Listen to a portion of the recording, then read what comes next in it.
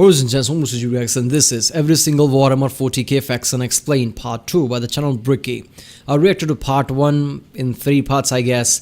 In that he talked about Imperium of Men and all the layers inside that, common soldiers, super soldiers, royal guards, nuns, right, assassins, then Inquisition, like a sort of, so, you know, a special police type of thing. It's just great how it's, I guess, layered out in that sense, and the details about it, like how common soldiers are powerful because there are so many of them, right? So whenever they attack, it's just ridiculous numbers. Super soldiers are obviously badass. Space Marines, they're just badass. Super soldiers, right? Those Grey Knights, those are even more powerful, but they are somewhat psychers, also can manipulate warp and things, can fight demons. Then there are nuns who are just mentally strong. Assassins, different assassin for different type of thing. Inquisition being police, investigate stuff. They can even kill planets if they deem necessary. That's just awesome. People are saying that part 2 is going to be even better, because in this he's going to talk about all the alien factions, and alien factions are even cool. So I'm like, yeah, all right. Remember, if you like my reaction, don't forget to like and subscribe. If you want me to react to any specific video, I guess comment down. I'll read all of my comments. And you know, there is quite a few Warhammer 40k video suggestions that you all gave me, I guess. I'm gonna get to all of that after this part 2 of Bricky. So yeah, let's watch it. On the Warhammer races. If you haven't seen part 1 yet, we do the Imperium of Man. You can check that out in the description, and I would highly recommend you watch that to get context for this episode. If you already have, go ahead and keep on watching. So after an entire episode of nothing but humans, we can now talk about chaos, which involves humans again, but a little bit less. We also got demons and shit. I just felt someone grab my ass. What? Like hard, Nick. So, as I've mentioned many times before, we've discussed the warp, the immaterium, the hellish landscape, the purgatory dimension realm between the material realm of our existence. Now, in the warp, it's terrifying, horrible, there are demons everywhere, things are crazy, all your minds and thoughts and emotions get projected there. It is both formless and empty, it is vast and tiny, it obeys the laws of time and physics while simultaneously does absolutely nothing of the sort. It is a hodgepodge and a culmination of just unknowable, eldritch, horrifying shit. And there are 4 gods that permeate in chaos and the warp. These are the 4 major chaos gods. Wait a minute, 4 chaos gods are inside the chaos section of the warp, isn't it? Because chaos is part of the warp, but not the entire warp, I guess. And in that, I guess chaos gods reside, if I remember correctly from the past part 1. So, you know, so these 4 chaos gods, you know, somewhat control the chaos section of it.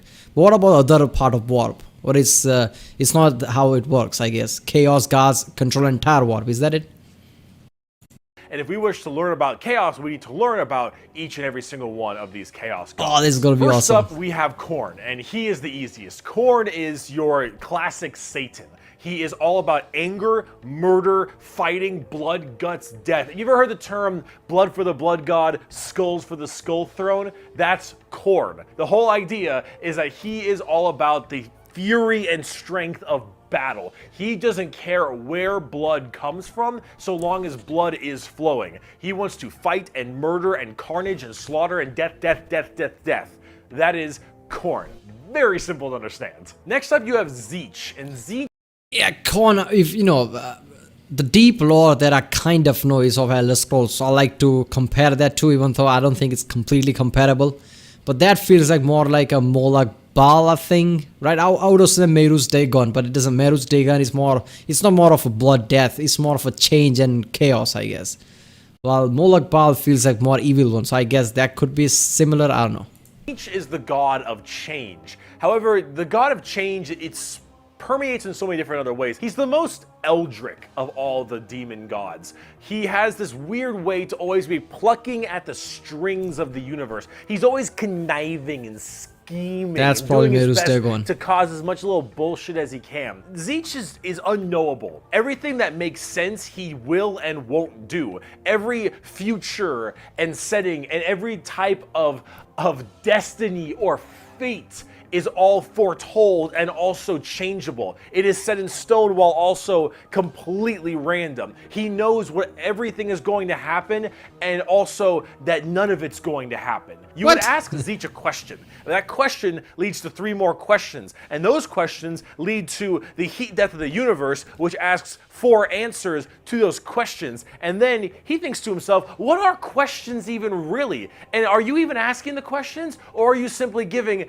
paths to answers? So he's Socrates of gods, I guess. Annoying as fuck. And other horseshit. Tzeentch is just, I'm gonna fuck with stuff. He is yes and he is no. He is the understanding and he is complexity. He is unknowable.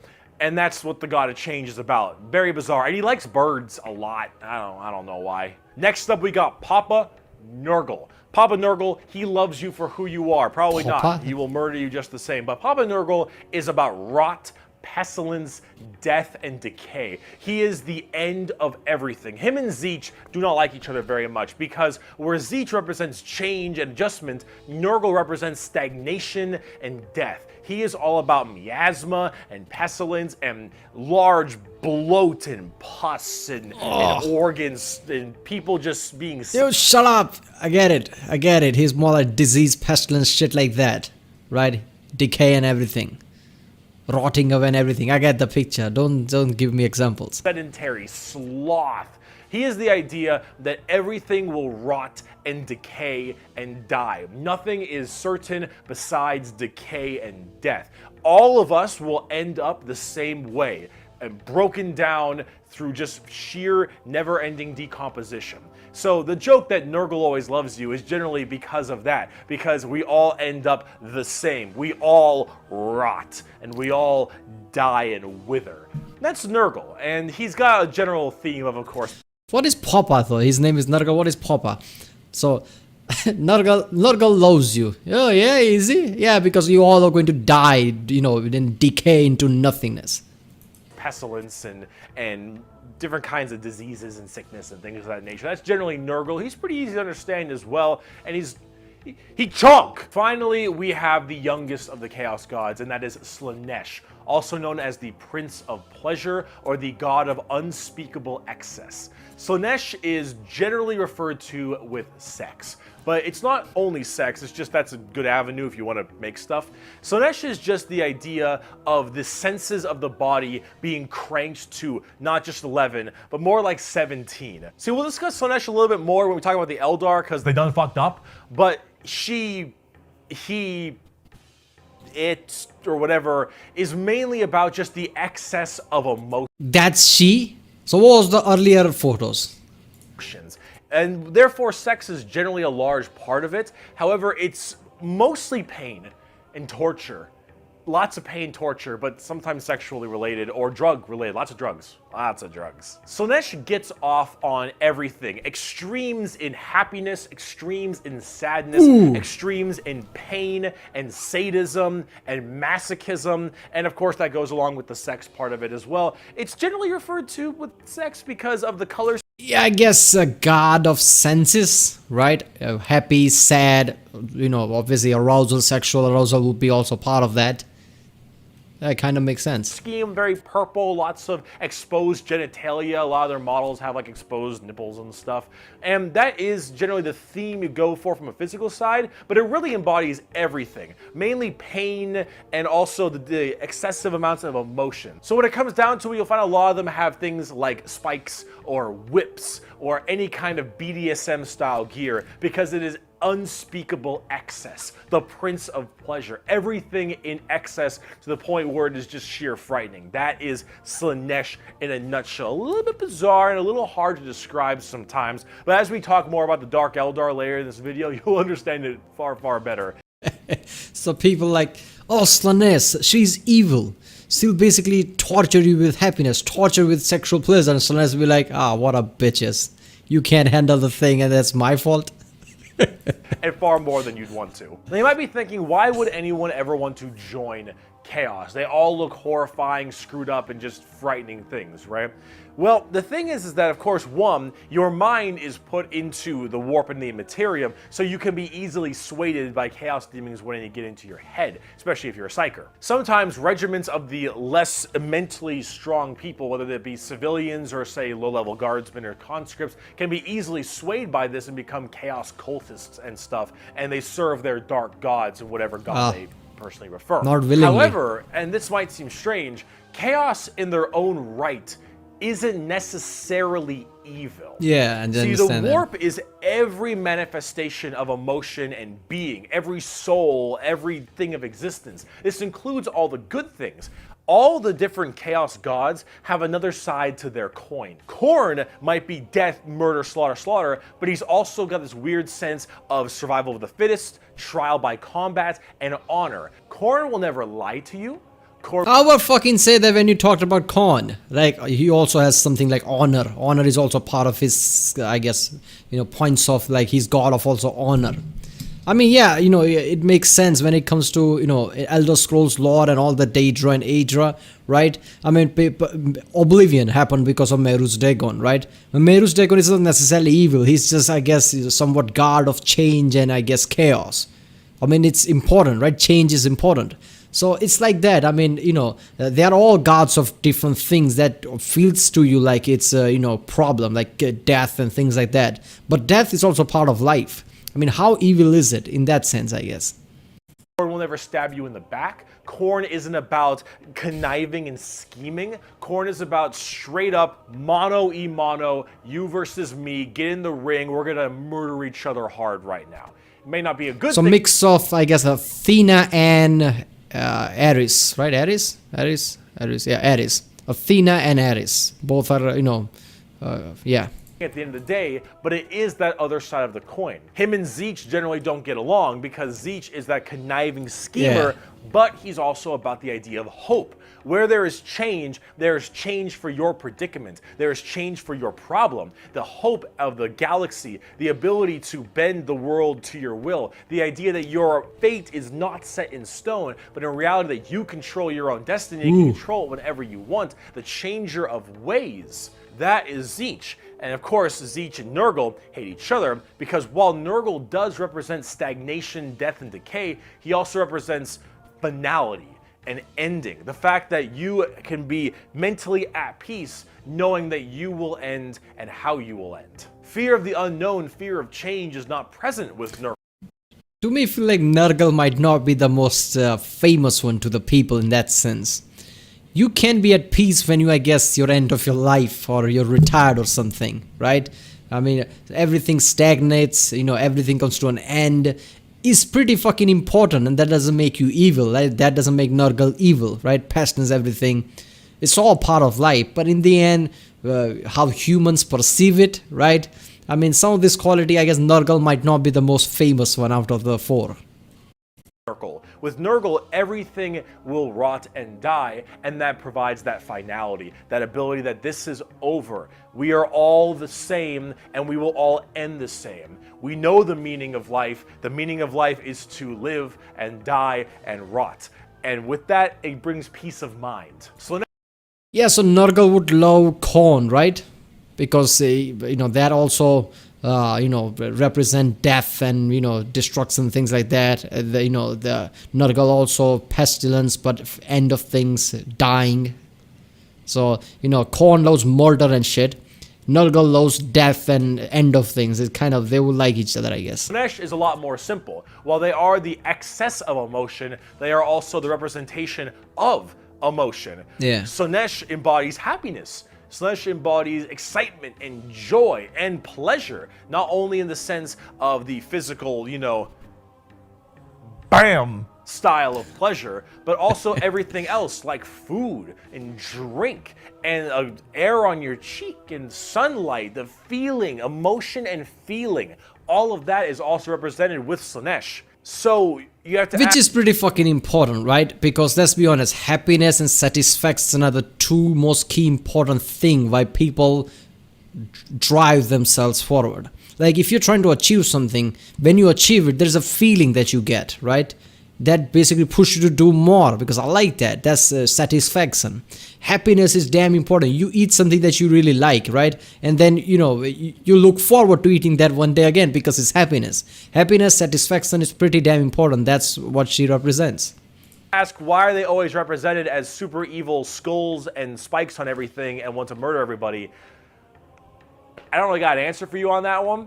My assumption is that because mentally humans may think worse thoughts even if we don't act on them, and therefore they're projected in the warp more. That one's a little bit weird. I don't know. This is me spitballing right now, but I don't know. You need a super bad guy. You already got the Imperium of Man. You need somebody to be a little bit worse than them. So you got demons. Honestly, who cares? I guess I don't think it's for that. I guess people who portray them are also thinking about wars and battles and shit, right? Chaos gods and their chaos demons and those, you know, patriarchs that they corrupted is also on their side. So when it comes to battle and war, of course the negative side of them would come out during the war. Nobody's focusing on their, I guess, positive side. That's why everybody perceives them as spikes and things, I guess. I want to buy like a bird magician. Look at him. So cool. So combining all this together, on the tabletop, Chaos Demons are generally very melee based. They run in, go really hard. You have lots of summoning and conjuring, tons of spells. Generally a little bit frail, but they have special saves to make them a little bit stronger. You've got giant demons and smaller demons. You got hordes of little boys and tons of big guys. Demons are as they seem. Demons. Nurgle is slow, Khorne is super scary in melee, you've got Tzeentch who are far more into psychers and spellcasting, and then Slinesh who is all melee, really fast but squishy, but in lots of hordes of tons of melee. Wait a minute, are these demons literally embodiment of the gods? So I guess gods themselves portray them as a small demons like that to fight. Every single of this demon is literally that god? Is that how it is? And pain damage, of course. So overall, the demons are a huge part of 40k and a massive threat to almost every single faction with the exception of a couple. However, the big part about demons is also transferred into the other 9 Primarchs we didn't talk about, which are the Chaos Space Marines. There you go, the corrupted ones. Wait a minute, Astartes. Are Astartes the corrupted, Primarchs? Or Chaos Astartes specifically are corrupted Primarchs? Because the Astartes that I watched, does that Astartes means the any space marine or something like that? Or Astartes is specifically for the Chaos Primarchs and things like that? I don't know. Because he specifically says Chaos Astartes, not just Astartes. So Horus and all of his boys, all of them in the Primarchs, they have all also become Chaos Boys, and they all have their own special Chaos Legions, specializing in so many different things, just like the Adeptus Astartes, the Angels of Death, the regular Space Marines. Chaos Space Marines are a whole lot different than the regular Space Marines. They have the same armor. Adeptus Astartes is a regular Space Marine from the human side, I guess. Okay, so Astartes means Space Marine. Training and toughness. They specialize in different kinds of things. And also a lot of the Primarchs have ascended into greater is it greater demons?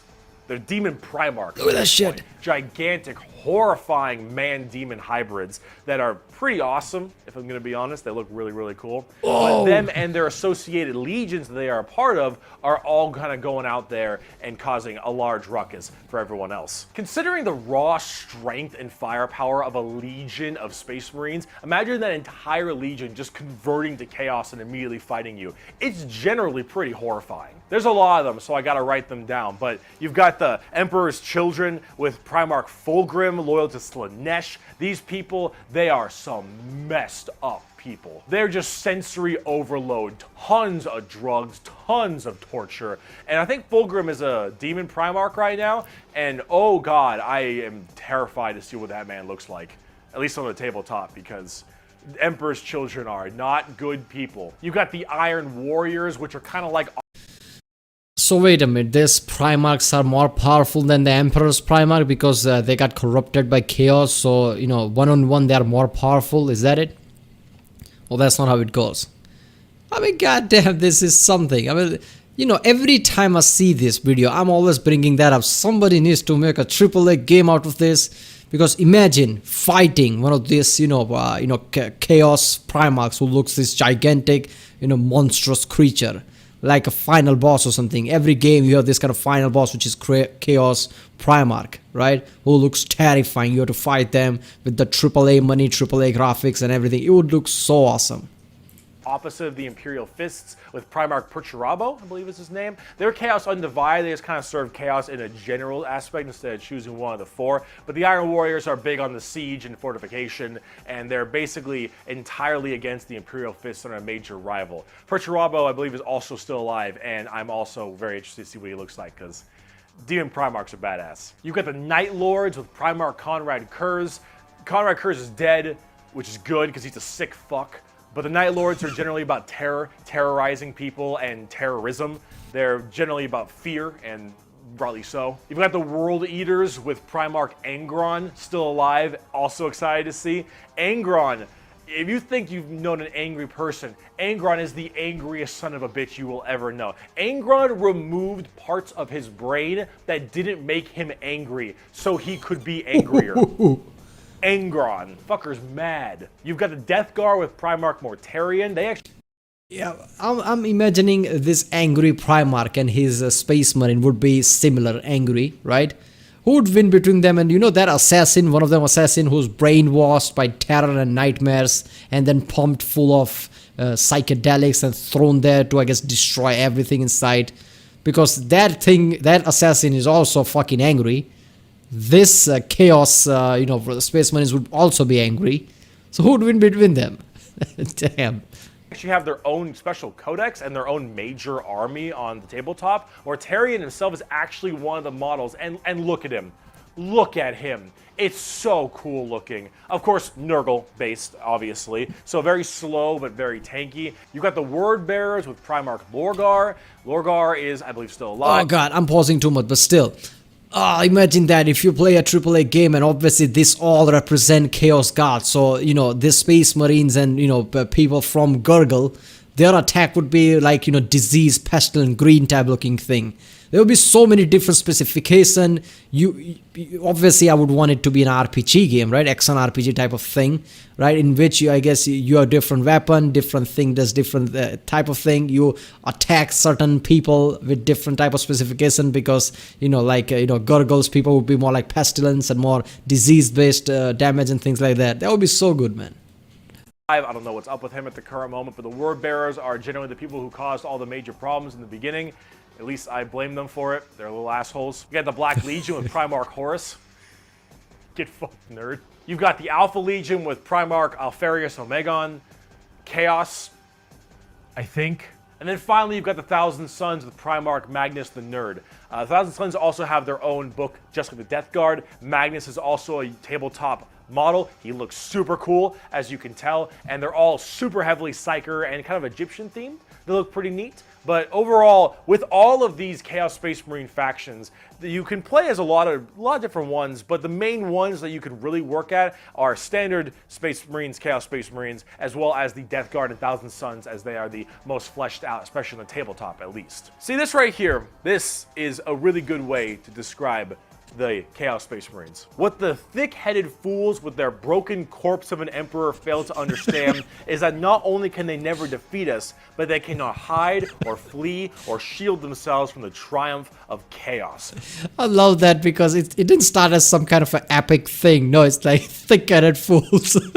They are finite and we are unbound, undivided. They must not err, or they shall fall to heresy. All who fall, join our cause. Every imperial fool who dares to open his eyes is a willing recruit. They strive merely to hold back our fury and might, and it consumes them. Thus, you can see chaos is inevitable. We lurk not only beyond their grasp and at their gates, we lurk within the darkness of their souls, on the tip of their tongues, in their tortured dreams. We are them, but freed from the shackles of ignorance. We are them, grown strong, evolved. We are them, but so much more. As hardcore as that quote is, the saddest part is they're mostly right. Chaos is basically unkillable.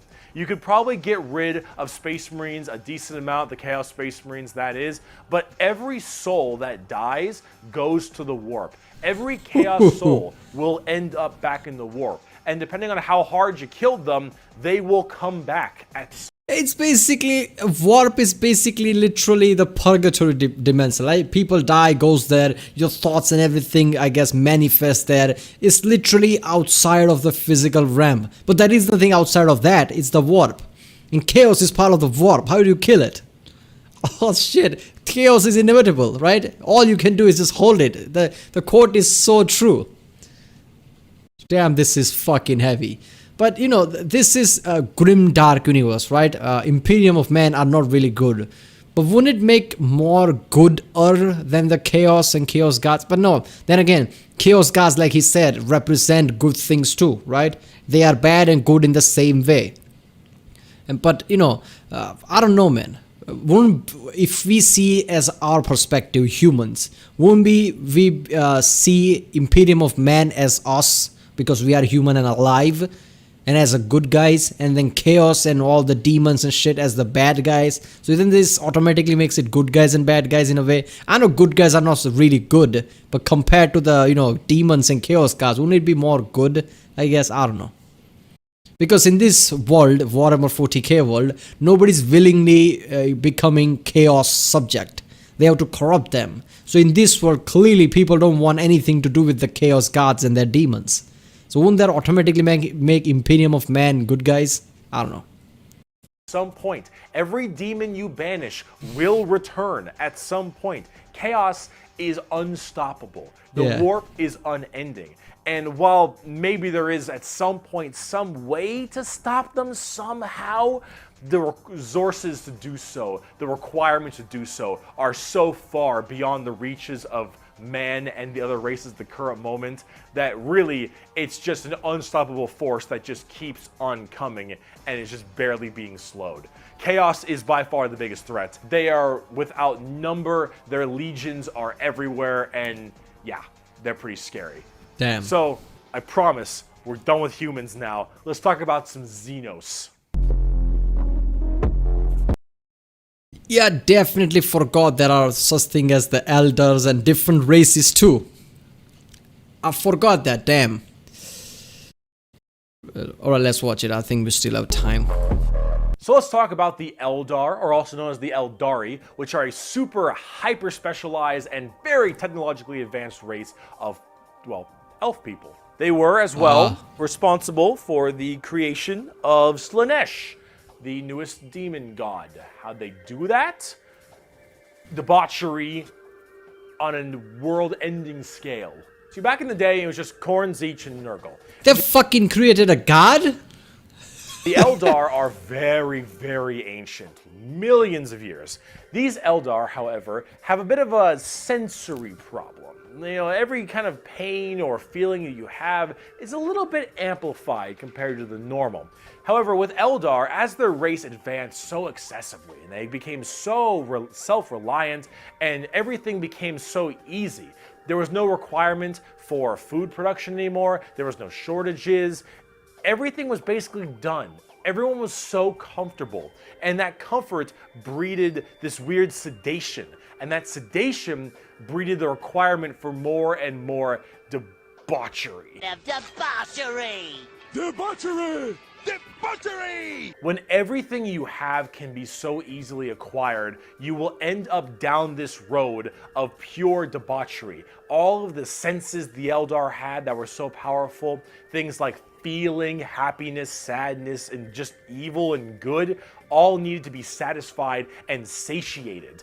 And the desire to satiate these senses grew more and more with worse and worse debauchery. It started off with things like sex and drugs becoming so much more rampant because these are the first things you generally turn to when requirements for living are so easily accessible. It would get to the point that made Sander Cohen in BioShock look sane. All right, this is the kind of debauchery it led to. It was constantly satisfying and satiating these sexual and sadistic or masochistic fantasies that only elevated and elevated. And this was species-wide. People started going down darker, more depraved, and more violent paths as time went on. However, some people didn't entirely take to that. Some of the Eldar were looking at this depraved species that they had become and said, no thanks for me, dog, I'm good. And they bailed. These are the Craft World Eldar. They left on these giant continent-sized starships called Craft Worlds. They believed in learning the old ways of the Eldar and pushing away from this depravity and debauchery and going back to their main roots. And so they would segment themselves on these giant craft worlds far in the outer reaches of space. They even had this thing called the Webway. Remember what we mentioned about... Oh, wait a second. Oh, I love this so much. The elf people, the Eldar. Millions of years old. Obviously, their civilization advanced at a level, like they had everything. So when you have everything, what do you do next, right? How do you satisfy yourself? So they went to the way of debauchery, just more and more depraved thing. Certain people of that sort, they're like, fuck that. I'm obviously not everybody's gonna go that way, right? Some people are gonna be like, okay, no, right? We are not going debauchery's way, right? So they basically fucked off, right? In mass numbers. And they basically tried to find their old ways back, what made them great. While others basically just went into this dark path so much that they fucking created an entire chaos god. I mean, I was gonna say that when he was talking about chaos gods, like why chaos gods represent certain things and why are they like that. And I was gonna say, based on lots of people's comment, that people, what they experience, what they feel, and people basically in mass number willed these gods into existence, right? I mean, all the, decay, disease, pestilence basically created that god, right? Death and destruction created that other god, it's so and so forth. So, it's not, far-fetched to think that this ancient race, who are numbering a lot because they were so advanced and probably colonized also planet, their debauchery literally created a chaos god. That is just fucking awesome. And that's why I think Emperor is also one of the chaos gods now, right? Because every Imperium of Man basically thinks that that's a god. So there could be 5 chaos gods now, 5th one being the Emperor. What would be his powers though? All of these gods represent different type of things: death, destruction, murder, sex, and all the feelings and things. What would be the Emperor's thing? I don't know. Warp travel with the Imperium. Well, the Eldar had something way safer called a Webway. And the Eldar Webway is actually like a pocket dimension kind of thing. And in that pocket dimension, there were also more horrible, depraved groups and clans that would spend their time in there. And if you imagine the debauchery was bad already, these were debauchery X10. So all of this continued, and it bloated until Slinesh just burst forth. All that emotion, all that mental, thought processes, I suppose, all of this in such a condensed space. Don't forget, this is all being shot, all their souls as well, into the warp. Yeah. All this depravity right into the warp. So what happened? Boom! Slinesh was birthed and killed off 90% of the entire Eldar population. Untold trillions had their souls ripped from their bodies and their actual fleshy bodies devoured by Slinesh demons. The entirety of the Eldar race was eaten alive and their souls consumed to the Prince of Pleasure. All of them got fucked up. It was so bad that Alright, wait a minute. So in order to Slinesh to exist, did Slinesh took trillions of lives and their souls just to feed itself into existence? Is that what happened? Because 1,000 souls a day gets, get sacrificed for the Emperor. So it would make sense that Slinesh needed trillions of souls just to exist. I love this lore. I love the detail and the way of thinking that goes into this, like how chaos gods exist because how people feel it and think because their mind is connected to the warp and it makes sense. This is fucking awesome. Literally ripped a warp hole into the fabric of the Materium called the Eye of Terror. That's literally this like quasi horrifying gateway portal from the Materium and the Immaterium right next to Cadia. And it is horrifying. So this Slinesh, also known as She Who Thirsts by the Eldar, slaughtered the entire population except for a couple.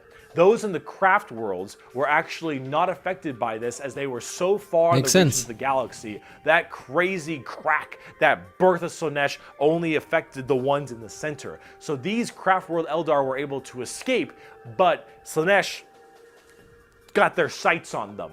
Every time an Eldar will die, their soul doesn't just pass into the warp naturally. It goes straight to Slinesh, craft world or not. What about those people in the webway? Well, imagine that giant birth happening, but they were only able to just barely get a grasp onto you. Slinesh was just barely able to hold on.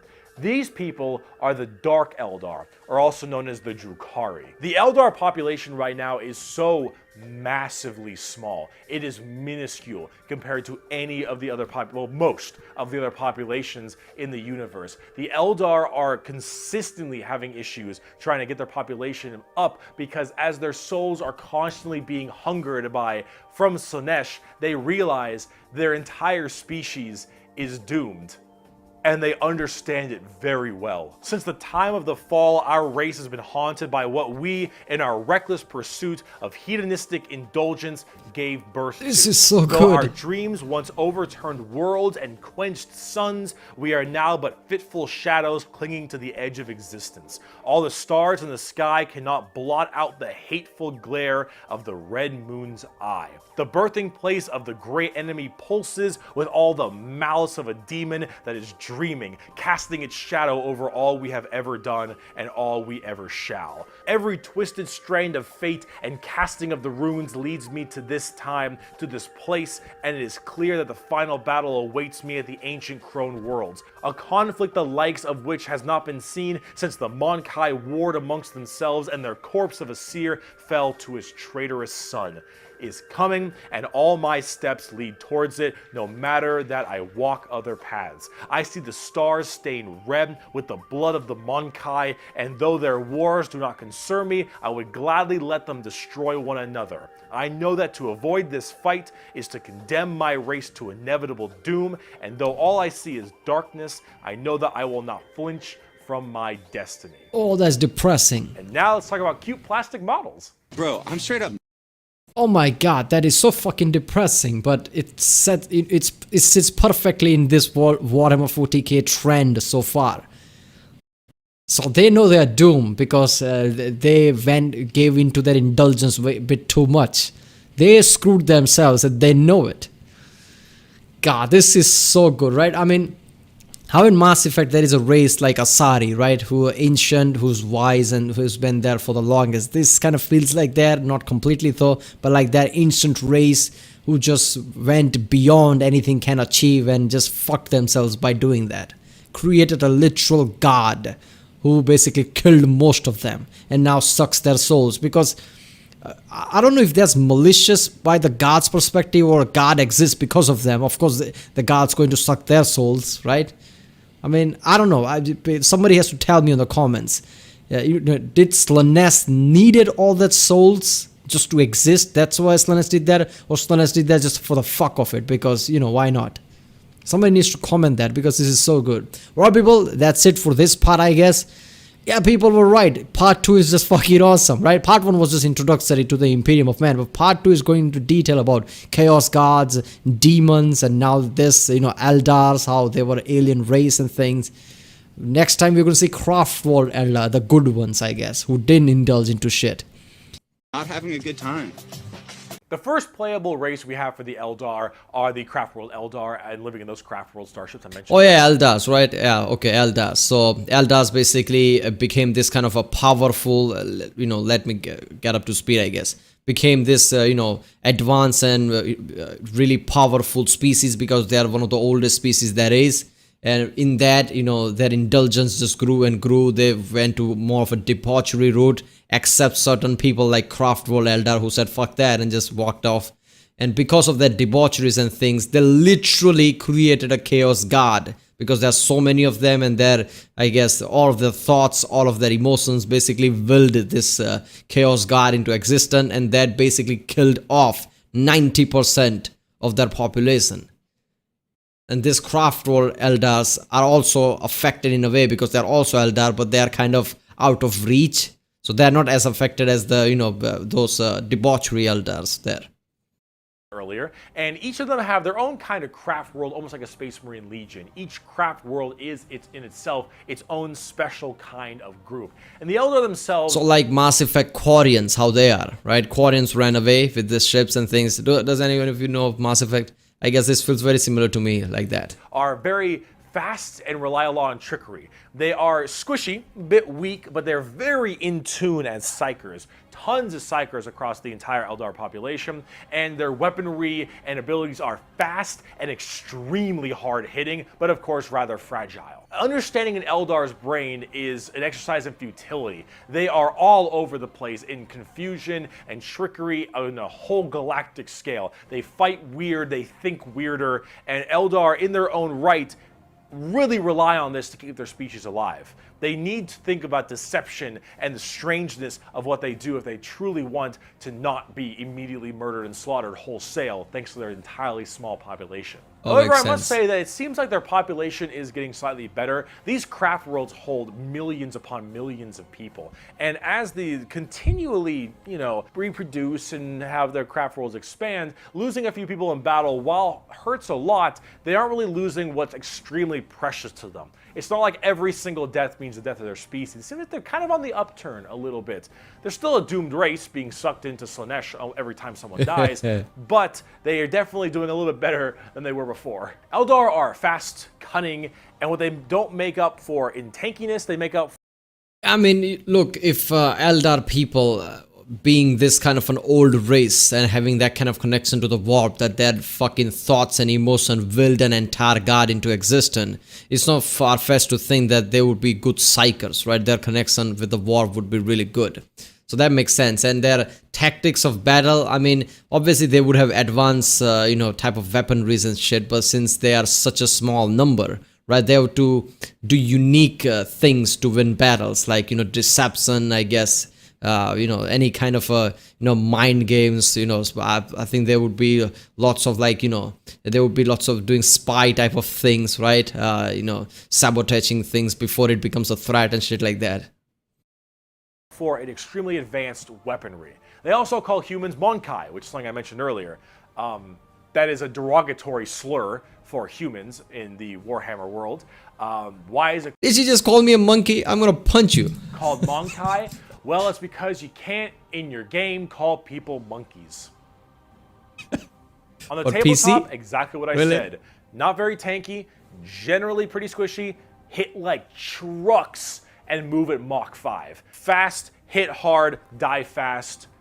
Exactly how it sounds. They've been good for a very long time, too. We bring only death and leave only carry-on. It is a message even a human can understand. Yeah. Just like you kill your 90% of population, yeah, it makes sense. Eldar. So, Drukhari. Let's talk about the Dark Eldar. On today's episode of How Fucked Up Is Fucked Up. That's fucked up. I know, you know, this Craft World Eldars are not the one who did the debauchery, but I'm considering all Eldars as the same one, because in the end, in their blood, they're same. So those people I mentioned in the webway, in the super deranged cults and the depraved people of the Eldar, in the webway, they didn't quite get a hold onto them. Slinesh like has them, but it has them on like by the pinky finger. And they're slowly being consumed by Slinesh, but they found out they can stave her off by doing Slinesh things. The Dark Eldar are by far the worst, most horrifying, disgusting, depraved, and brutal race in all of Warhammer 40k. These are entirely a group of people whose full purpose to save their species from extinction, to go into planets, raid them, and take as many slaves as they possibly can to torture them for 1, 5, 10, 20, a million years, because that torture will keep them from dying. They look very What the fuck? So let me get this thing. What is it called? The web world, right? Drukhari. So that's a pocket dimension that they created for interstellar travel rather than relying upon somebody like Emperor, like humans do. But this is also like a pocket dimension. So Chaos Guards do not have that much of reach there, right? But somewhat, because they are Chaos Guard, they're fucking powerful. But this Eldars apparently realized that if we do exactly what Slinesh does, but you know, at her level, basically torture and everything, turn all the way up to 11, we'll keep her off, I guess, because we are doing the same thing that Slinesh represents. Slinesh is basically representing a thing, like, you know, all this kind of a sensation, and you know, like he said, all the sensations, you know, sexual, torture, anything else, all the turn all the way up to 11. That's what Slinesh represents. That's what Slinesh embodies. So if you do that, Slinesh basically, there's always Slinesh type thing happening in that pocket dimension. Slinesh can't reach you. I guess that makes sense. So this basically gives them an excuse to do the shit that they wanted in the first place, right? They were doing this kind of a shit in the first place. That's why Slinesh exists. So they're like, oh, we can do what we wanted from the first place, and we can, you know, stave off Slinesh. Oh, all right. So basically they got a certificate now, like, you know, enslave as many people as you can and do your shit. That is fucked up. This must be one of the less depressed people in the world, because they're doing what they love, apparently. BDSM style too. They definitely have a lot more spiky bits, and they have a lot more of that kind of leathery black look to them. But let's say you are an upstanding Imperial citizen, living life on a regular planet. You get invaded by the Necrons. The Necrons will shoot you with a deatomizer, and you will be destroyed in a millisecond, and that's it. Not the worst way to go. You are invaded by Chaos Marines or something. You take a bolter shot to the head or a chain sword across your stomach, and you get cut in half. Painful, but not the worst. The Orcs arrive. They beat you to death. Hurts, but, you know, whatever. Tyranids, they eat you alive. It's pretty rough. Still death. Dark Eldar. The Dark Eldar. This is going to get a little graphic. I apologize. This is disturbing. You pray you die. You don't. You are instead taken as a human slave. Your life will be endless work and agony, 24/7. They will make sure you can't not die, as your pain satisfies them. They will hook you up to all manner of torture devices. They will inject pain-based, like, stimuli drugs directly into your nervous system. They will slowly run razor blades across your skin. They will fillet you and pull out your teeth and your fingernails one by one. They will remove your appendages and your skin and wait for it to grow back so they can do it again. They will murder and torture and use the R word, it rhymes with grape, your entire family in front of you, and do the exact same thing to them. You yourself will also be rhymes with grape anywhere and everywhere possible, and this will occur for 20 years until you are no longer satisfying to them. And then you will be contorted, crushed, and twisted into some form of trophy, a fleshy trophy, or a ring, or a couch, or a TV stand, or perhaps a wonderful hat, while you are, of course, still alive and breathing, and you will become a moaning, fleshy trophy for eternity. And that is what happens when you are taken by the Dark Eldar. They are the most depraved. No. One solution, cyanide pill. Fucking hell. Anybody even has a risk of encountering Dark Elves, they should always fucking carry a cyanide pill. Because I would take cyanide pill any day of the week, right? Before any of this shit. 20 years? They do that shit to 20 years? People's imagination is really vivid. Somebody actually sat down thinking, okay, let's make this race. And they actually put really deep lore behind it. Like, why are they doing that? Because there's such thing as Slinesh. You know, Slinesh is God for that. So I guess they have to do this to, you know, stave her off. Oh, that's just... depraved, most horrifying race in all of 40k. They look the part, and they do it so they all don't die. They are literally forced to do this, because if they don't, Slinesh's grip will get harder, and they will have their souls pulled away. They were doing that shit before. That's why Slinesh exists in the first place. So let's just say they have to do it. I have to do this. Otherwise, you know, I don't want to do it, but I have... No, you want to do it, and now you have to do it. So it's win-win for you. So long as they keep doing this, Slinesh is like, you're doing good, man. You're doing solid. You keep that shit up, you elf-eared bastards. That's the Dark Eldar. That's the Drukhari. They are horrible. On the tabletop, they're actually kind of like Eldar, but more extreme. They are even squishier than the Eldar, but they hit generally even harder. Fast attacks, skirmishers, really quick, speedy, like get around them, do a lot of damage, get away kind of stuff. That's most of the Dark Eldar. Look up the definition of grim dark in a dictionary. You'll find a picture of the Dark Eldar and Sev from Republic Commando. A quote from Mr. Vecht. We are the lords of despair, masters of terror. Dread and agony are our meat and wine, and they are plentiful indeed. Dark Eldar. Let's talk about the Harlequins. Clowns. What's the matter, Andy? Yeah, against Dark Eldar, only thing I would say is send in the Grey Knights, man. Because that would basically pummel them, right? I don't know. They are so squishy. Grey Knights are more like you know, knights basically with shield and everything, stable, psychers. I don't know, they would be powerful. Don't you want to have some fun? The Harlequins that's are what a we need. bizarre race of Eldar. They're demonic clown performers. They're like a weird mix of Sander Cohen from BioShock and Jin from League of Legends, but in a more clown theme. They're artists of death and perfecters of their craft. They do not belong to Craft Worlds or any of the weird Drukhari people. They guard something called the Black Library, which is this giant tome of never-ending knowledge deep in the heart of the Eldar webway, and also guarded by their god named Kegorok, I believe is how you pronounce his name. He is the laughing god, but it's the Eldar's laughing god, and these are the Harlequins, the Harlequin clowns. These are Eldar clowns. Okay, so wait a minute, is this god also resides in the chaos dimension, or is just, you know, some dimension in the warp or something? Imagine the things that an Eldar, these depraved individuals, would find funny, and this is the god of that. It's a horror clown. These are gods of horror for us normal people. For them, they're like, oh, it's so funny. They're all dying horribly. Honk, honk. They're very bizarre and difficult to describe. They've escaped the ruinous powers of Slinesh somehow, but their main thing is guarding that Black Library. And the Harlequins they're demon clown performers. They're barely any models on the tabletop. They're good in melee. They're demon clowns. I'm not sure. I got a quote. It is too easy for an Eldar to embrace the obscene virtues of chaos, for Slinesh is nothing more than a manifestation of the Eldar mind in its most wild and unconstrained form. Human morality is meaningless to the Eldar, and to the dark side of the Eldar mind, all life is to be expended at a whim.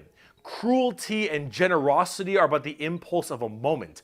Beauty and sensuality are virtues that can be expressed in bloodshed just as easily as in song. To an unfettered Eldar mind, there is neither sanity nor madness, but merely a wave of perfect existence fulfilled by its own savage momentum. They're very strange. The Harlequins... Oh, this is so good, man. So basically, Eldars, because of, you know, their advancement of species and, you know, they basically indulge in debaucheries and everything, they just become that, right? That, you know, it's all just a matter of what you choose at the moment. There is no right or wrong, right? I mean, yeah, whatever, right? You can torture somebody, it's perfectly normal. Shit like that is... But I'm pretty sure that's not how Craft World Eldars are, right? Because they didn't want any of that shit, they walked away. So this is just about the normal Eldars, not the Craft World Eldars. Their mind is not like that. They basically can see the difference between two things, right? Because they never touched that shit. To them, it's not like that, or, you know, even they are like that. But they are just, I guess, lighter version of that. Because I don't know, are all Eldars basically in their mind like that? Crafter Eldar are just a bit less than that. Because that is just fucked up, right? No morality, right? It's just normal. It's just the, heat of the moment, what you decide. You want to torture somebody to death gruesomely? But isn't that funny? God damn. Drukhari Eldar, they are an anomaly that make humans seem completely easy to understand in comparison. They range from rekindling their civilization to horrifying murder and also clowns. They're all over the place, but honestly, they represent quite well and are rather interesting, especially with the whole Slinesh murdering everyone bit. So seriously, this is really deep. Eldar. Now, bugs. I'm not gonna lie, I loved, I love this whole Eldar thing, especially how they tied in with the god and how they willed a god into existence. As far as the story goes, this was really deep one. Right? This is really deep, tied-in story, which I loved. They following me, Ma. They following me. The bugs. The bug! The Tyranids. What the fuck was that? Now, you want to talk something a lot more fun, a little more simple than all this crazy Eldar shenanigans? Let's talk the Tyranids. Yeah, simple They're demons, bugs. just give They me. look like Zerg. Hell yeah, they look like Zerg. You want to know why they look like Zerg? Because they were actually supposed to be what Zerg were. Apparently StarCraft was supposed to be a 40k game in the beginning, hence why they look so much like Eldar, Zerg, and the Imperium of Man. Like, what? You're kidding me, really? But they just decided that, okay, StarCraft is not Warhammer, right? Well, that's fucked up. So I guess all the fans of Warhammer 40k probably see StarCraft as Warhammer 40k, because I would. Fuck it. I'm gonna think it as the same. Because if it started as the same, just because certain people decided that it's not Warhammer 40k, it doesn't make it so. You build your character based on that. So it is a Warhammer 40k thing. I mean, it might not tie in with the lore because they decided it's not Warhammer 40k and they probably went with a different direction, which might not be canon. But still, to me, it would feel like a Warhammer 40k thing. kind of Space Marine-y. Those Marines, huh? They look a little bit Space Marine-y to me. Maybe. I don't know. You really fucked up on that one, Games Workshop, didn't ya? Tyranids are a giant infestation of unfathomable proportions. Also, they're just bugs and, that kind of thing, not demons, alright? These are giant, extremely bio-advanced hive mind organisms that are basically all about absorbing as much biomass as they possibly can to evolve and mutate to be extremely potent and powerful and kill and eat anything in their path. They want to eat They people. are probably the least evil faction in all of 40k because all they want to do is just eat shit. people. They want to Yeah. nom nom the entire galaxy. They hangry and we food. Also, this Tyranid hive mind has a presence in the warp. In fact, Tyranids in their own right have a massive presence in the warp. They have a thing called the shadow in the warp specifically, where when they are coming in to invade a planet, they have this weird ability to kind of cut off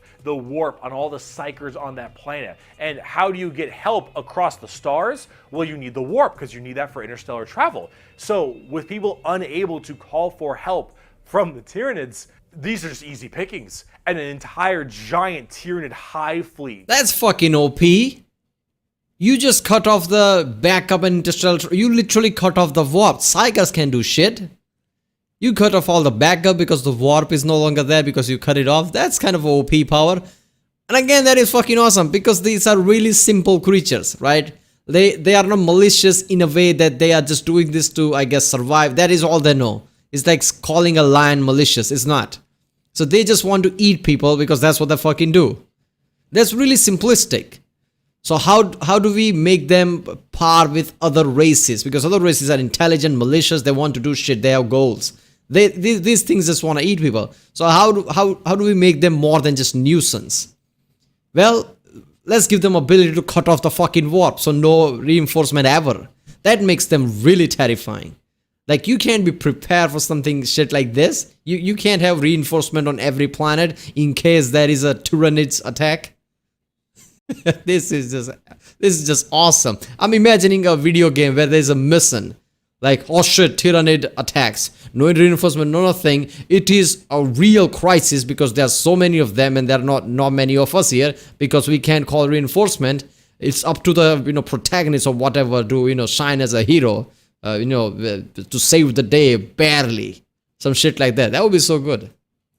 comes out of orbit and just will massacre, absorbing all that biomass and turning them and all of their other Tyranids into even more advanced monsters. They come in so many varieties too, all based on what is important. Tiny little ripper swarms for scouting and having little dudes eat people up, to the Hormagaunts, Termagants, and Gene Stealers, all the way to the Hive Guard and the Exocrines and the Swarm Lord, to Hive Tyrants and their giant battle fleets, and even something as crazy as the Hierophant Bio Titan. The Tyranids come in all forms and sizes depending on what they require. No, they Godzilla, are extremely good at anti-biological weaponry. There is no way you can plague them or blight them. They have extremely strong armor, carapaces and such. Tyranids are nigh perfect organisms and are pretty spooky when it comes down to how they handle all of their genetic material. Keep feeding them, they'll keep evolving. They keep on... You fear the demons? Wait until Tyranids come at you. Because at least Psychers can defend against Tyranids, like sending Grey Knights. They'll do something against the demons. Oh no, when Tyranids come, it's nothing, right? Creating new horrifying organisms to spread across the galaxy. And you want to know what the most terrifying part of the Tyranids is? We might be surrounded. There have been around 6 or 7 Tyranid hive fleets. Behemoth, Kronos, all these different kinds of hive fleets. And they've all arrived in the galaxy from different points. Different sections of the Milky Way galaxy have had different Tyranids come through. There you go. And that is horrifying, because as far as we know, we could just be surrounded on all sides by Tyranids. The only reason you may not hear a whole lot about Tyranids is because it's a little bit hard to have a bunch of... What would happen if Tyranids attack Terra? Does Terra have enough reinforcement to, basically defeat Tyranids? If not, what would happen to Emperor? Would Tyranids kill Emperor? that is some great question. So all of this shit with the Chaos Guards, demons, aliens like Eldars, Imperium of Man and all that shit, everything wasn't just enough, right? They had to add in this kind of a survival horror film thing to it. Oh, okay, after all this, demons are nothing, right? We could be surrounded by creatures that basically come here and kill you, and all you can do is run and survive because there is no reinforcement coming. Story off of one hive mind genocidal monsters. All these giant bugs swarming in, killing and eating everybody and evolving. Well, I mean, as cool as there are some cool characters, the Swarm Lord, Old One Eye, you can't really have a whole bunch of major character-based stories around them. As awesome as they are, they're simple. They want to eat you. They want to eat you and absorb your biomass. They are simple bugs. If you want something a little bit more complex, talk Gene Stealer cults. I can have all the pot I want. I get a... So basically, how in Mass Effect 3, the Reapers arrive. I know it's not the same comparison, but the Reapers are that fucking powerful in the Mass Effect game, right? So you can see Tyranid as that, like Tyranid invasion happens, like everybody just screams and run, like holy shit, it's just survival at that point. I like that element. I like that, a bit of a spice on top of everything that we've seen so far. Damn, this world is really chaotic. And the Eldar story is just perfection, right? How Eldar basically became so advanced that they hurt themselves by doing all the debauchery and things and created Slinesh in the process and killing 90% of them. Now certain Eldars in a pocket dimension, web or whatever, they have to do the debauchery at a whole another level just to keep Slinesh off of them. And every Eldar is basically screwed because all of them when they die goes to Slinesh. Basically they screwed themselves up, right? Which is such an awesome story. And so far everything about Imperium of Man, Chaos Guards, right? And now this, they're like, oh fuck it, there are such things as Tyranids, which are simple creatures, but they are literally perfect. They are OP, they cut off the warp and everything, they have extremely strong armor. You can only survive. It's a horror movie basically when that happens, and everybody might be surrounded by them because they don't reside in one area, they reside everywhere in Milky Way. Alright people, that was I guess that was all for this part. We are reaching near 30-minute mark and that chapter is over. We'll tackle Gene Stealer cults next time, right? Which cult is that? In Astartes there are this space marines are attacking this kind of a magical type of creatures who creates this kind of orbs and things. Is he going to talk about them in the future? Which one was them? Or did he already talked about those people and I just missed? Because I'm pretty sure there was no one like that. Were they Eldar? I don't think they were Eldars. Those in Astartes, I think, they are these people who basically creates this kind of magical orb thing that stops bullets and everything, right? I don't know. They have this kind of glowing thing in their head. Yeah. I can have all the pot I want, I get around faster than walking, and wherever I need a seat, I can just sit on my balls. Gene-stealer cults are a special South brand Park. of Tyranid that can slowly infect themselves into different kinds of society. And by infecting them, they can rise up to where they all pray and believe in these regular humans, pray and believe into their Tyranid hive mind gods.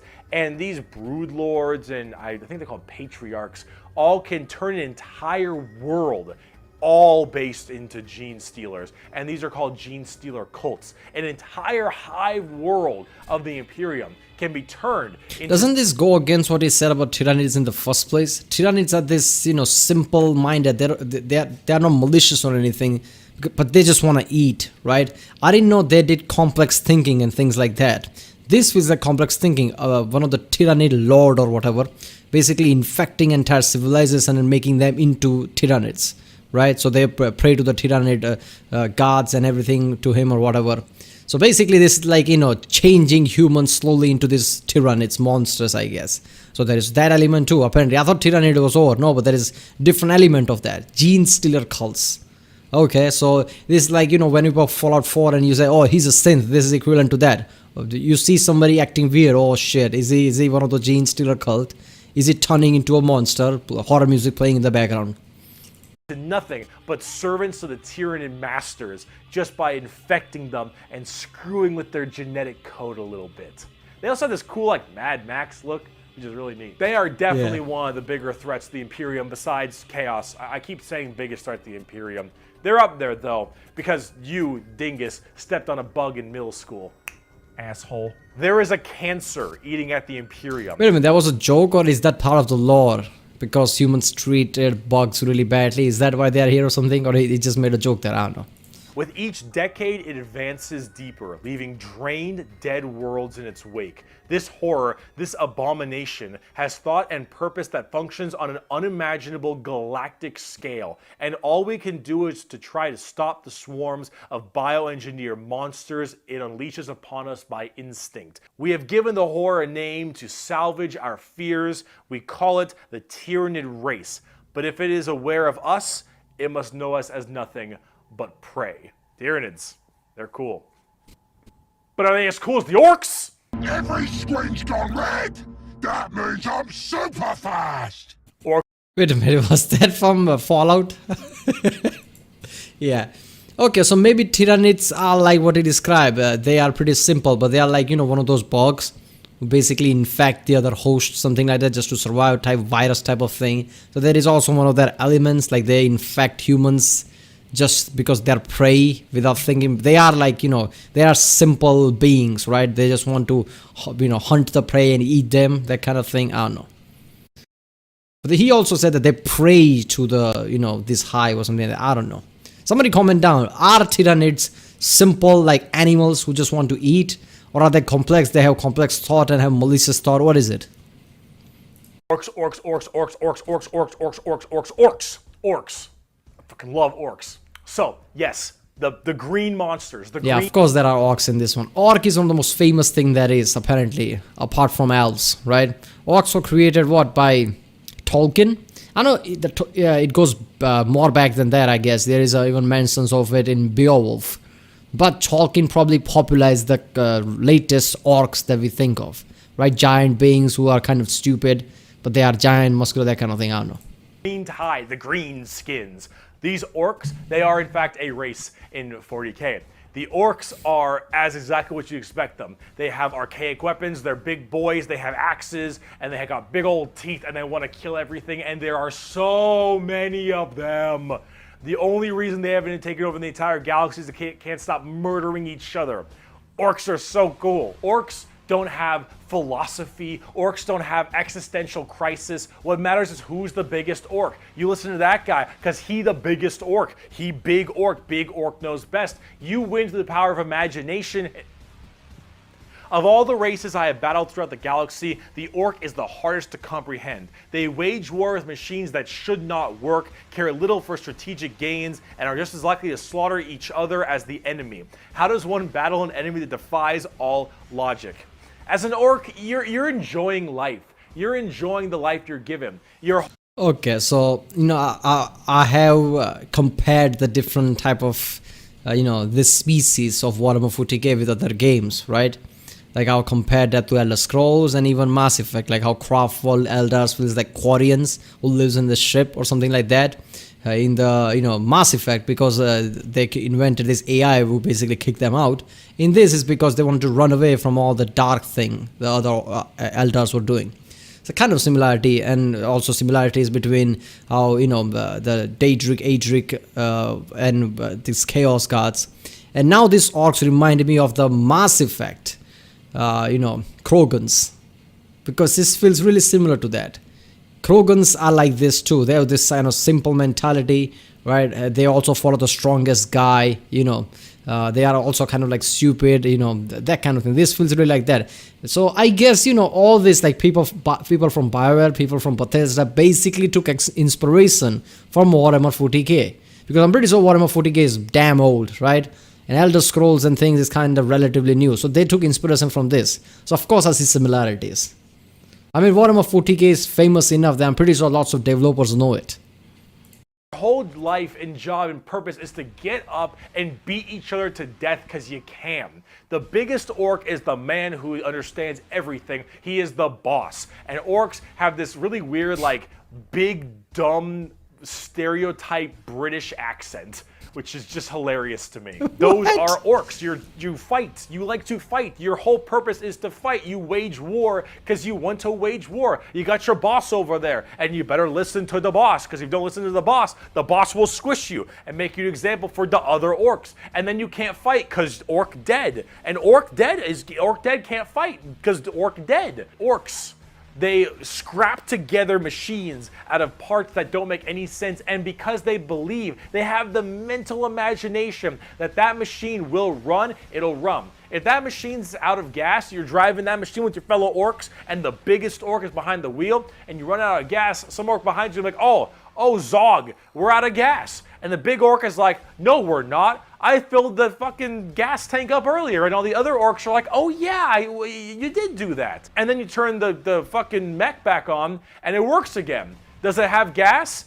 Probably not, but it works through the power of imagination. They paint things red because it makes them... Where'd that come from? Holy shit, that is such a great addition to this whole orc thing. I thought they are going to be just like that, how Krogans are, how super mutants are in Fallout. They are just big, they are just muscular, they are just so many numbers, and so basically they are alpha male type of thing overall, because they're powerful and big.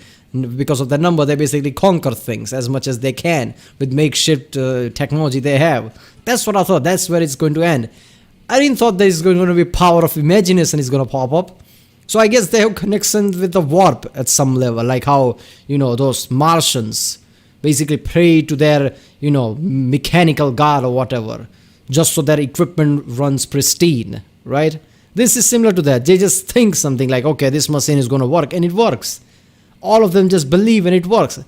That is terrifying. What if they create a massive super weapon, believing it's a super weapon, even though it's just makeshift crap? It's just crap they just gathered from all the ships and shit. They just gather all this crap. And they just believe that this is Mahosu super weapon like Death Star in Star Wars. And it is a Death Star from Star Wars, because they believed it. That is way too terrifying, man. The power of imagination, if it's real, is really terrifying, because they can believe a super weapon and it exists. So they are not dumb and stupid, they are a pretty damn fucking powerful threat. And also, they are so similar to Krogans, like I said, because they, like he said, there are so many of them, right? There's so many of them. They are basically, this strong, this powerful. So they are like Krogans. So Krogans basically inspired from the orcs from Warhammer 40k. Think that goes faster. They paint things purple because it's the sneakiest color. You want to know why? You ever seen a purple orc? Didn't fucking think so. Orcs are also like ancient as hell. They're back in the Eldari time frame. But back then they were called Orcs, and they were much larger and scarier and far more intelligent. Now they're just orcs, and they're big, dumb, and they smack things. But they're pretty spooky. They're not very well armored, but they hit really hard, and it's called the Green Tide because there are so many orcs. Yeah. There are about as many orcs as there are Tyranids, maybe more. Who knows? But they keep on, murdering each other, so it's not too bad of an issue. Orcs are entirely comic relief. Green Tide. So there's so many, it looks like a fucking tide is coming. I knew there were so many, but not that many. That paints a picture. And that is also goes back to the Mass Effect. In the Mass Effect, they created genophages because those Krogans are really fertile. They create lots of Krogans. So this kind of feels similar, right? In that they just improvise with the genophage. Without genophage, it would have been same like the orcs. Their stuff is slapped together. That makes no sense. Their vehicles don't work the way they're supposed to, but they work because they think it works, because they imagine that it works. Orcs care only about who is the biggest orc, and they will follow the biggest orc. And then if they want to be the biggest orc, they'll challenge the biggest orc. And then when they go and they issue a WA is just war in orc, they murder everybody and everything in this giant tide of green orcs who are just excited to be hitting something. They don't care that they're hitting Eldar or the Imperium or Tau or anyone in between. They're just so they get to beat shit up. That's orcs. And on the tabletop, they are a total coin flip, and they're really fun. I have never met a salty orc player. I have never met someone who plays orcs and is ever just a bad guy or that guy. Orc players have this kind of fun to them because when you play them, you are completely submitting yourself to RNG. So here's the thing. Guardsmen, Imperial Guardsmen. RNG, random number generator? Is that what he's talking about? So basically it has this luck to it, right? Randomness to it, right? When they shoot, they roll a dice, and on a 4 up, they'll hit their target. They have a 50% chance. Space Marines, pretty good. They hit on a 3 or higher because they're well trained. Adeptus Custodians, they hit on 2s because they're just super well trained. Orcs, they hit on a 5 or higher. But if they roll a 6, they get to make another shot with anything. From the dinkiest pistol to the biggest rocket launcher.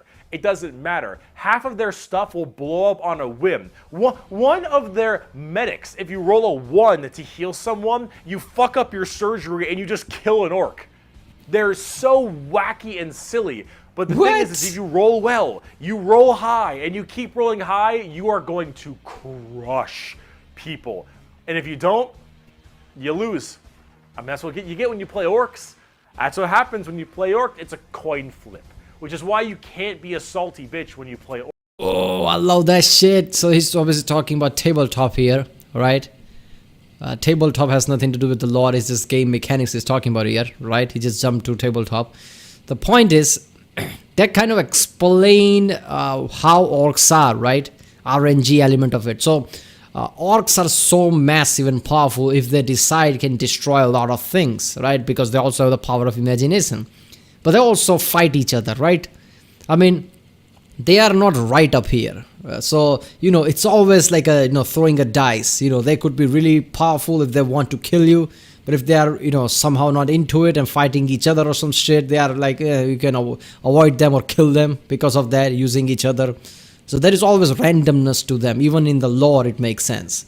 But as far as the game goes, that makes a game really fucking exciting, right? It's like, in Fallout, when you're really dumb, right? Dumb in low intelligence, like 1 or something. What is it called? Idiot savant? It's like that. You're an idiot. So it's just, give or take. You're, you can do a lot of good things while also, you seem like an idiot. But that also comes to your favor lots of time. So there's randomness to it, which is fun actually. If you hit one, you'll be like, oh fuck, I hit 1, this is great. But no, it probably will kill the orc. That is just weird. Orcs, because things won't go your way. It's just the roll of the dice. You're playing a dice game. But if you're going to have fun, and you want to be stupid, and you want to be silly, you're going to play some damn orcs. But on the opposite side of the fun part of this, let's talk about the Necrons. Damn. So far, obviously orcs are their own thing. They're not part of the, Tyranids or something like that. So orc is a completely different species. They're old as the Eldar. So in the start, they were really smart, right? But later on, something happened. They just went stupid. In the Mass Effect, that's how the case with the Krogans. Krogans were really advanced species. They developed lots of shit, but after nuclear annihilation and fallout of that, basically made them really stupid, and also Genophage helped. So I'm pretty sure BioWare took inspiration from Warhammer and also Elder Scrolls 2. And orcs are fucking everywhere. It started with Tolkien. Now it's everywhere. You see orc everywhere. There's an orc type of thing in Fallout. Super mutants, they are like orcs, let's be honest. The inspiration is from orc. There are orcs in fucking Elder Scrolls. Orcs are fucking everywhere. So yeah. But on the opposite side of the fun part of this, let's talk about the Necrons. The Necrons are spooky, scary skeletons and very grimdark again. They have a much more fleshed out lore than before. Back in the day, they were just undead Egyptian space terminators, and they still look that way, but now they actually have a story. So way back in the day, you had the Necron tier. Kind of see a theme here: Eldari, Eldar, Krork, Orc, Necron, Necron tier. So the Necron tier were this race of generally kind of shitty people. Not because they were personally shitty, because their lives were awful. They were ill-fated to a horrible existence of like radiation and a terrible planet they lived on, and everything just really sucked. Being a Necron tier was just really depressing. They really were looking for immortality. They were extremely reliant on the hope that they would eventually find the key to living forever and just stave off this horrible nature that they were thrust upon them, and therefore they could become the most dominant race in the galaxy. And they found this group. They're called the Old Ones. Imagine them kind of like the Forerunners in Halo or the Xel'Naga in StarCraft, right? These Old Ones were these strong, pretty much omnipotent beings, and they, of course, knew the key to immortality. So the Necrons went to them and said, please, show us your ways. And the Old Ones said, piss off. Not really, they were a lot more humble about it, but they did not want to share their secret of immortality with the Necrons. The Necrons, of course, took this very well and waged war with them, kind of under this united banner.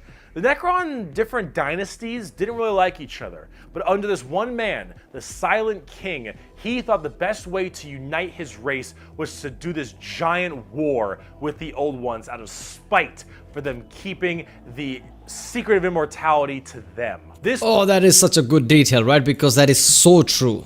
Throughout the history, even in the Crusades, have been the thing. You want to unite the tribes, you want to unite the people, find one common enemy. Giant crusade, giant thing that you want to do. Like, oh shit, our life is so shitty, has been so shitty, and we need something good. We have this hope for something good and immortality. We have it, but they won't share it, so we have to go to war. That is so unifying thing. I mean, that definitely always works. And I love this Necrons factor, right? Because it fits so perfectly. Humans, Imperium of Men, were basically, like we are right now. Then just slowly they advance at a point. Then fucking war happened, right? They colonized all of the places, took over places and things like that with the Emperor. Then the Horus Heresy happened, the war happened. Now they don't know much about anything, about the past science and lost knowledge. They have what they have. They have the, slowly dying Emperor, which is the only thing that is making the interstellar travel possible, I guess. And so they are not really backwards, but they are stuck at certain points in the technology, and they don't have the knowledge of the technology that they lost, right? So they're stuck at this point. So, an Eldar basically is kind of a one step too extreme. Like, they are really old race, which reached the height that not even humans or anybody reached. And this civilization reached at such a high point that they fucked themselves over in the end by creating Slinesh, because they were getting so happy that happiness was becoming a kind of a boring thing. So they went to the debauchery and fucked up things a lot, gave in to all the desires, right? All the fucked up desires of them, and created Slinesh and screwed them over that way, right? That is so good. And Tyranids are just, you know, some bugs and things. Orcs, I don't know, they used to be good, right? Thinking people, but then they become simple, something like that. But the Necrons, they fit so perfectly because they're opposite of all that, what Eldars and humans are. Their lives have been shitty from the start, with the, you know, nuclear waste and this and that. So they've been depressed from the start, but they always cling to certain hope that things will go better. We will become immortal and we will find something that makes us great, because so far from the start up until now, everything has been shitty. So this is such a great, you know, addition to this entire lore. Like these people who only is driven by hope and ambition, right? So obviously they are going to be dangerous because of that, because their lives have been so shitty, right? They have nothing to lose but only to gain, and they have this kind of a hope, this ambition. And basically that's why they're fighting for this, you know, old ones to, you know, gain immortality and shit. This is such a good addition. This was known as the War in Heaven, and this is actually like a multi-stage war, because during this war in heaven, they discovered the Star Gods, a whole new race of people known as the Catan, or the Catan. These Star Gods were also very much like old ones, almost omnipotent beings, and they too had the key to immortality. And so the Necrons went to them and said, hey, can you help us fight off the old ones? Can you help us kill these old ones, you, the Catan? And the Catan said yes. And in fact, we can help provide you with the immortality you so desperately seek. Damn. So the Silent King of the Necrons decided to make a pact with the Catan to allow them to accept this generous gift of immortality upon them. But this, of course, had been a horrendous trap, and the Necrons were dragged in chains to this biotransference where their flesh was stripped from them, replaced with nothing but a metal hollow shell, as their souls were ripped from their body and fed to the Catan. And the Catan fattened up. They got chonk on the souls of the Necrons. As this was their plan all along, they consumed the flesh and souls of the Necron tier and turned them all into unwilling robotic slaves just to serve their will.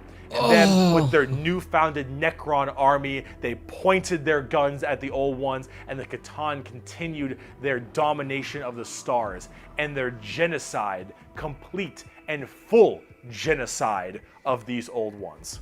The old ones did their best to stave it off. They even created other races, the Eldari and the Orcs, to try to fight off the horrifying Necron army of these old ones. The old ones did their best to stave it off. They even created other races, the Eldari and the Orcs. Oh, this is so good. I love this. So the old ones created the Eldar and Orcs. That's how old they are. So the old one and... fuck, I already forgot the name of those other ones, right? So these two are the oldest races that we know of. And the old ones are the one who created Eldar and Orcs. That makes such a good sense. But God, Necrons. So their life has been shitty from the start, and they fell into a trap and got, you know, basically died and just became this kind of a husk of I guess, robotic fighting machines for these other ones, right? Oh, that's so depressing. That is so depressing. I thought this was going in that way, like Necrons are so dangerous, Necrons are a thing because they have this kind of a determination for something good. But no, that's all shit died. All of that shit died in the war, right? They are no longer, you know, what they were. They are just a husk, right? Mindless husk and war machines. That's it. That's all they are. They died basically. Genocide over. That is so fucking done. Life being so shitty, and in the end, in the hope of getting better, they died. And I kind of blame the old ones. They knew the other one exists, right? They knew if we don't help Necrons will basically walk to those other ones, right? And get corrupted and will be one who gets screwed in the end. So old one, if not share all the knowledge, should have shared somewhat of a knowledge to keep Necrons in the good side. And those other ones like, oh, you want my help? Oh, this is a great opportunity. Sure, I'll help. I felt that as soon as they say, yeah, we'll help you, I felt that like something is not right. They are gonna help them in some different way. This is so fucked up. Of course, what would you expect? This is Warhammer lore. Of course, it's dark.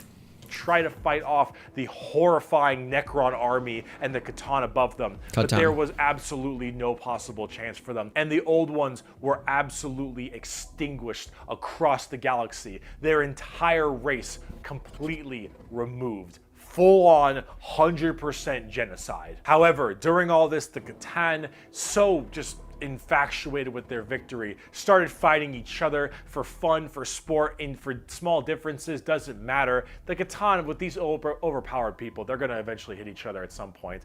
And as they began just menially fighting each other, the Eldari and the Orcs actually started pushing on the Catan's borders a little bit, giving them a little bit of a run for their money. And as this continued, this is when the Silent King, who retained his consciousness, decided to leap into action and start a full-scale revolt against their Catan masters. Damn. And this revolt was bloody, as the entire Necron army was surged off to destroy these star gods. They were able to, just after suffering horrendous losses, were able to turn the tide of the war. And they took these Catan and they blasted them. Because as these star gods are unkillable, they were able to break them into thousands of shards and entrap them in giant stasis vaults to now actually be slaves to the Necrons. And with the Necrons... Oh, this is so good. Catans are literally immortal. They can't be killed. So they literally cut them up and put them inside these walls. Like how Greek mythology titans were trapped, right? This is so good. Wait a minute. First of all, how did Eldar become so advanced during their period of time where something like Catans already existed? Right? Because the old ones created Eldar and the Orc, right? Then Eldar went into become so advanced and so good that they started to do debauchery and shit and created, you know, their own chaos god. That's fine. But how did they become that? Didn't they, you know, those Catans thought, okay, Eldars are getting way too advanced and powerful, maybe we should step in. Or maybe Catans are so godlike that they didn't care how advanced Eldar gets. I guess that's the case. I love the addition of Necrons and the two oldest species. One that got extinguished, the old ones, who probably was the good guys, right? Since Warhammer has no good guys anymore. Old ones were good guys, so they died because they were living in grim and fucked up world.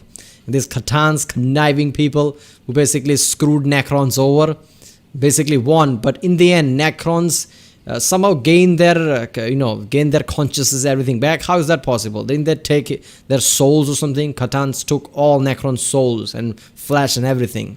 How did they regain their, consciousness and everything?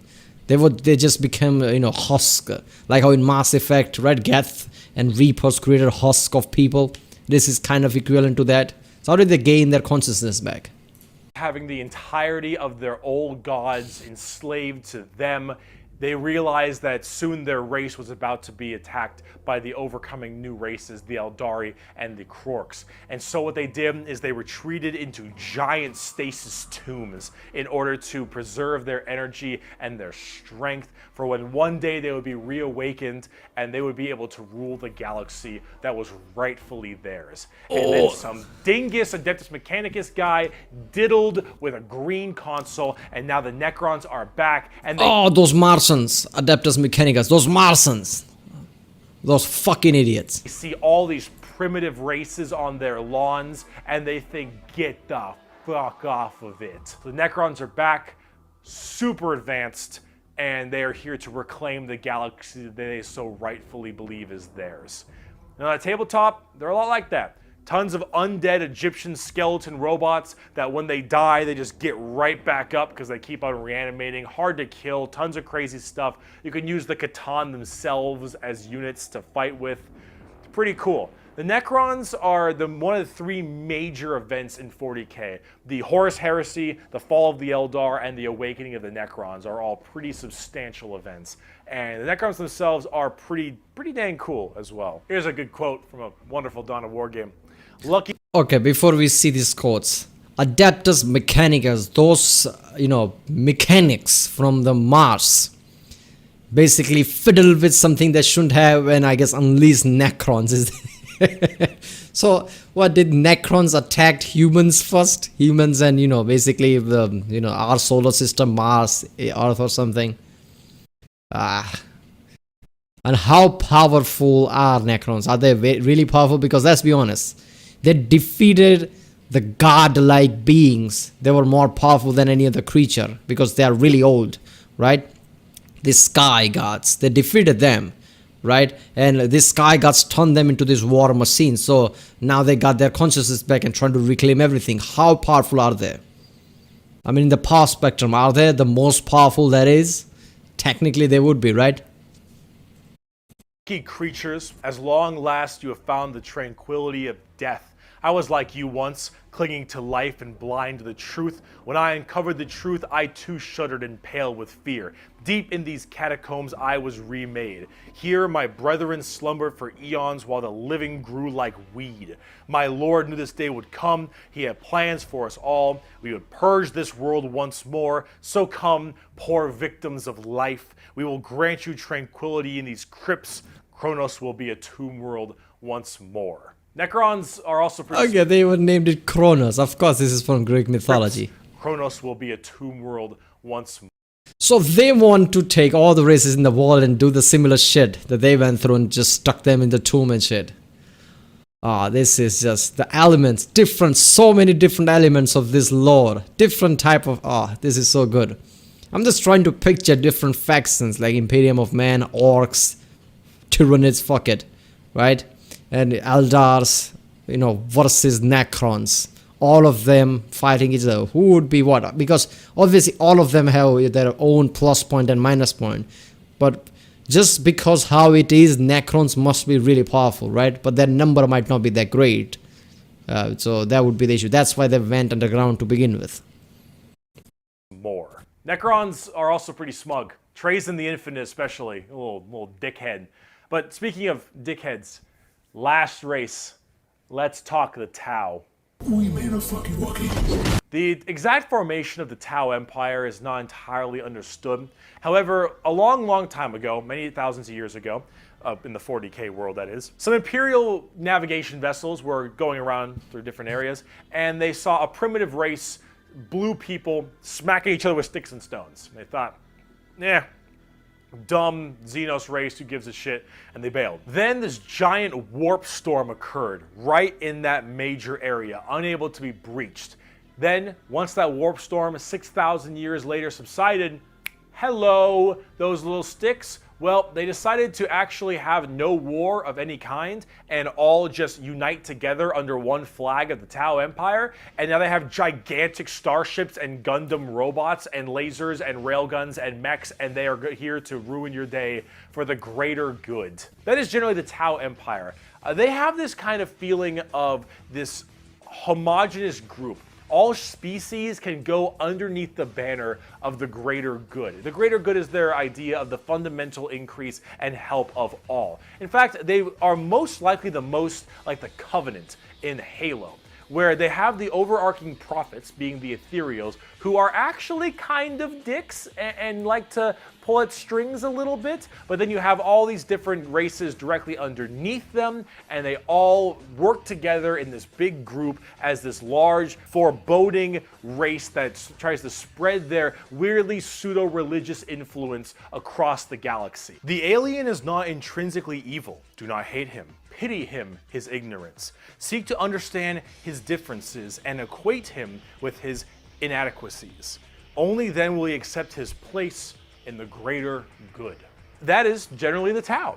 And if you're kind of wondering like what their mainly big shtick is, well, they're all about big robots and mechs. They have... Wait a minute. I know it's smug and bit of assholey the way they go about, but in the grim and dark world of Warhammer 40k, these primitive people had the warp all around that. The event happened of the warp. They were in this warp field for a long time. Then they emerged united. This powerful. Maybe the warp gods saw how The entire universe is dark and basically grim, no good in them, basically trying to kill each other for their own game. Saw that there needs to be some balance for that, some good for that, and they basically intervened. It created this unified race who basically says don't hate anyone smugly, right? And basically just wants to unite everyone under their banner. It feels like, you know, you are only free and you are only good if you are under me, otherwise I'll kill you. At the top of it, it feels like a bit of dick move, like, but in the end, Warhammer 40k is really dark. So is this approach really bad, right? Is this approach really that bad that they want to unite all the races under their banner, even though they don't hate any race and they just want, I guess, unity and no hate? Doesn't this automatically make the Tau Empire the good people? And they were primitive until the warp event happened, and then suddenly they are so peaceful in a way, and so advanced. I don't know. Laser rifles and rail guns. They got giant mechs with tons of missile pods and heavy rail rifles and rail guns and burst cannons and ion accelerators and void shields and all this stuff. And that is generally what the Tau's all about. But you're probably thinking, Bricky, this doesn't sound that evil. This doesn't sound very grim, dark Warhammer. Yeah, there you go. And you'd be right. The Tau Empire really don't have that much of a horrifying, grim, dark style like everybody else. They're much more younger, new age thing. In fact, they're probably a lot less evil and a lot even better than they are now back in the day, because they liked having like that good guy faction. But a lot of us who really like the dark, depressing style of Warhammer didn't really like it that much. So, see, the Tau get a lot of hate, and a lot of that hate isn't necessarily unjustified. It's mainly from a tabletop perspective, but as you can see from all the visuals I've shown... Yeah, it is justified, because let's be honest, you created this dark world of Warhammer 40k, so nobody can feel bad about choosing a faction because they're all fucking bad. They all suck in that way, in the morality spectrum. Then you create this goody two-shoes Tau Empire. Everybody's like, man, now I'm supposed to feel bad for being dark because I didn't choose Tau Empire. Why would you do that? Why would you not let me enjoy the Dark Eldar, even though they are one of the most fucked up there is? But how fucked up are they with the sea of bad people that are already inside Warhammer 40k? So you felt fine, like, yeah, look at that Dark Eldar, they're cool, the way they dress and everything, they do heinous shit and this and that, but it's fine. But now, I'm Dark Eldar and not Tau Empire, so that automatically means I'm bad, and there's this depressing feeling. Why would you do that? Why would you muddy up your world by introducing a good thing, basically? Recently, they don't really fit in the 40k universe very well. They lack that super dark, dramatic, kind of high gothic level the Imperium has. They don't have the weird kind of like grungy stuff that Chaos or say the Orcs do. And the Necrons and the Eldar have their own specific style as well. The Tau really do look like something out of Gundam. And while it isn't necessarily a bad thing, it does definitely not fit too well. There's that. There's also the tabletop problem. In tabletop, Tau are horrible at melee combat, but exceptionally good at ranged combat. So they blast everyone from really, really far away, and they have a million rules to make it so that it's nearly impossible for you to get into melee combat. Yeah, I mean, obviously, they are robots, right? Maneuverability would be really bad at the close range. 3 orcs can come up and basically tip them over, like, there you go, shut up. So it basically just forces you to bottleneck the game into one specific gameplay style, which is gun to gun. And if you're doing gun to gun, they're going to win every time because they're the Tau, and the Tau are really damn good at shooting. So it's one of those things that make the Tau generally rather hated, and a lot of different reasons for that, both from style and such. But this is actually one of the things I wanted to end this video with, is that the Tau, while they have their issues, you should not be discouraged from playing them. I'll make plenty of Tau weeaboo jokes, of course I will, but it's all generally in good fun. Anyone who legitimately doesn't want you to play a faction is an idiot, and you shouldn't be giving them the time of day. You pick what you think is cool and what you like. In Warhammer, especially now, factions get better and they get worse. They grow and then they fall. You should only be playing what you think is cool. You like the look, you like the models. If you're talking tabletop, that is what you should be going for every time, is what you think is badass, because things change all the time. But the universe of Warhammer has so much going for it. Every faction has something interesting, every character has a story, and there's a million stories to be told. The universe is vast and exciting, and while it is dark, depressing, and horrible, that is the damn charm. And out of everything I've told you in these two videos, if anything you could take away is the reason why so many of us are so into this series and why we like it so much. Because with so much variety, such an expansive universe, and so much that can be done, you can find yourself having a pretty great time. Thank you so much for watching this video. I hope it has been informative to you. If you'd like to see more of me, Bricky, we have twitch.tv/. Oh god, what a fucking awesome 2-hour part of this explanation. And this is barely scratching the surface. There is not, he didn't even go into details with all these facts, and apparently these are just the major facts, and there are smaller ones that people telling me that he still didn't go into, which I fucking will. Since I've invested in this, I'm gonna go all the way in. I want to know everything about Warhammer. So far this has been so awesome, especially the Necrons. Oh god, what a tons of event for them, right? I mean, you can never blame Necrons for being how they are, because how their lives were. They seeked the old ones to help them to be immortal. They refused, so they went to the people who trapped them and fucked them up, created genocide, and now they turned back and basically killed them. Not kill them, but trap them, store them. So first of all, those sky gods, right, they basically screwed Necrons over. They're not dead because they can't die, so they cut them off into pieces and stuck them in the wall. So there is a possibility in the lore that future somebody might discover that, take them out, reattach them together and bring them back too, which is already terrifying as fuck. They're literally godlike beings, right? So there is that. Then the Tau Empire, which I feel like gods intervene, because the warp event happened, suddenly they were unified and really advanced. Come on, they were primitive and suddenly that happened. I know that, it's been a long time, warp stayed there for a long time, but after warp all this happened, come on. I feel like God intervened for that. For the lore aspect, ignoring the tabletop, for the lore aspect, the Tau Empire is awesome. Why? Because they are the only kind of good guys, right? Good guys in the Warhammer 40k at least.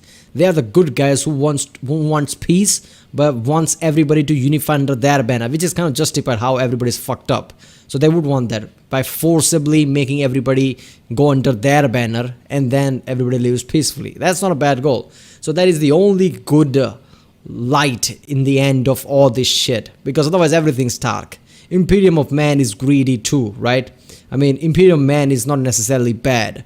The chaos gods, right? They are not good, they're not bad, they're just manifestation of different things, right? I mean, that basically is confirmed by the creation of Slinesh. So people, how they are, how they feel, how their morality is basically created this god in the first place, all these gods, because Slinesh was created in the same way by debauchery and shit. And Eldars, right? Eldars were created by the old ones, Eldars and the Orcs. But Eldar went to a certain level, they basically screwed them up. That's an awesome element. There are Tyranids, bugs basically, who's like this massive invasion, which is already OP. Orc, which I think is the OP of them all, because they can imagine literally into existence. Just for that fact, like, if you have power to do any fucking thing just by your imagining it, that's just way too powerful for anything. They could screw anyone over if they decide that. But that's the point, they're really simple for deciding that, so I don't know, it's always like random thing. Maybe they'll just hit each other and lose in the end without unifying. Maybe they'll unify and attack something with all their might, right? That is just awesome. God, this has been so good. Alright people, comment down which next video I should react to, right? Because I don't know anything about Warhammer 40k besides these videos, right? So, basically I'll look at the comments to, guide me where I should go from here. And you know, check out other reactions I did. There's a link in the description. Check out the cards for the playlist I created, Warhammer 40k reaction playlist with all my Warhammer 40k there. I feel like I remember everything that Bricky said in the 2-hour video, so it's gonna be easier from now on. I will understand things, at least I hope. So yeah, I'll see you next time.